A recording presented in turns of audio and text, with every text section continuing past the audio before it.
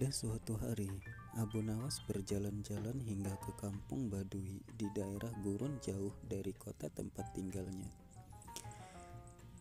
Sesampainya di tempat tersebut, ditemuinya ada beberapa orang yang sedang memasak bubur. Suasananya ramai sekali. Tanpa disadarinya, ia ditangkap oleh orang-orang itu dan dibawa ke rumah mereka untuk disembelih. "Kenapa aku ditangkap?" tanya Abu Nawas. "Wahai orang asing, setiap orang yang lewat di sini pasti akan kami tangkap. Kami sembelih seperti kambing dan dimasukkan ke belanga bersama adonan tepung itu. Inilah pekerjaan kami dan itulah makanan kami sehari-hari," jawab salah seorang dari mereka sambil menunjuk ke belanga yang airnya mendidih. Abu Nawas pun ketakutan juga, namun meski keadaan sedang terjepit, dia masih sempat berpikir jernih.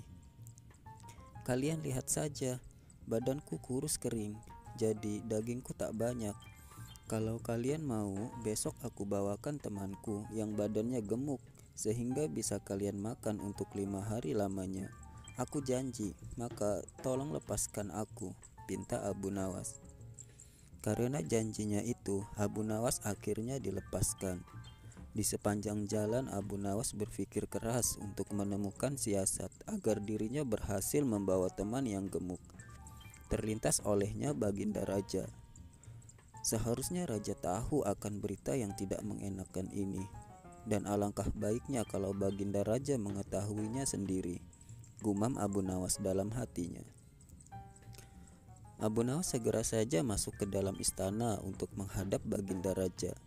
Dengan berbagai bujuk rayu, akhirnya Abu Nawas berhasil mengajak Baginda Raja ke kampung Badui tersebut. Sesampainya di kampung Badui tersebut, si pemilik rumah tanpa banyak bicara langsung saja menangkap Baginda Raja. Dan Abu Nawas segera meninggalkan tempat itu, dan dalam hati dia berpikir, bila Raja pintar, pasti niscaya dia akan bisa membebaskan diri. Tapi kalau dia bodoh, akan matilah ia karena akan disembelih orang jahat itu. Sementara itu di dalam rumah, Baginda Raja tidak menyangka akan disembelih. Dengan takutnya dia berkata, "Jika membuat bubur, dagingku ini tidaklah banyak karena banyak lemaknya. Tapi jika kalian izinkan, kalian akan aku buatkan peci, kemudian dijual yang harganya jauh lebih mahal ketimbang buburmu itu." Dan orang Badui itu pun menyetujuinya. Baginda telah beberapa hari tidak terlihat di istana. Ia bekerja keras untuk membuat peci untuk orang Badui itu. Namun pada akhirnya beberapa hari kemudian Baginda dibebaskan oleh para pengawalnya. Setelah Baginda dibebaskan, barulah Abu Nawas dipanggil untuk mempertanggungjawabkan semua perbuatannya. Abu Nawas dianggap telah mempermalukan rajanya di muka rakyatnya sendiri. "Wahai Abu Nawas, engkau ini benar-benar telah mempermalukan aku. Perbuatanmu sungguh tidak pantas dan kamu harus dihukum mati," ujar raja dengan geramnya. "Ya tuanku, sebelum hamba dihukum, perkenankan hamba menyampaikan beberapa hal," kata Abu Nawas membela diri.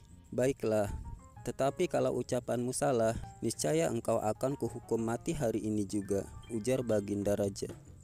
"Wahai tuanku, alasan hamba menyerahkan Baginda kepada si penjual bubur itu adalah ingin menunjukkan kenyataan di dalam masyarakat negeri ini kepada Paduka Raja.